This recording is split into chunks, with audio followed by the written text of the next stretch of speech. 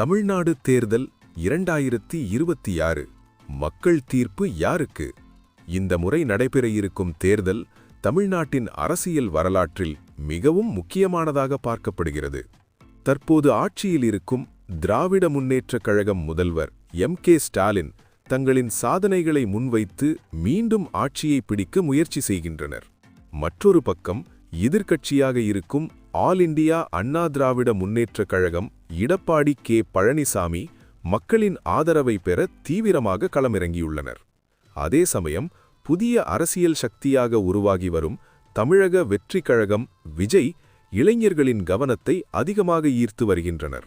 மேலும் நாம் தமிழர் கட்சி சீமன் தங்களின் தனித்துவமான கருத்துகளால் மக்களிடம் ஆதரவை பெற்றுள்ளனர்.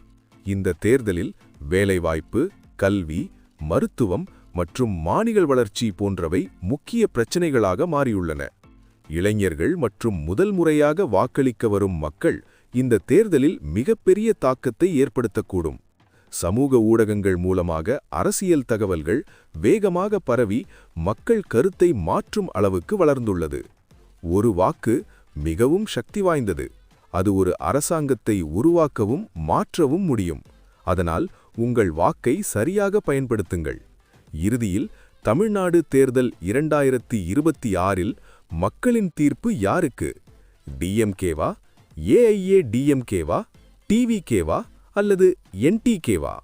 உங்கள் கருத்தை கீழே கமெண்ட் பண்ணுங்க. மேலும் இப்படிப்பட்ட அப்டேட்ஸுக்கு சப்ஸ்கிரைப் பண்ண மறக்காதீர்கள்.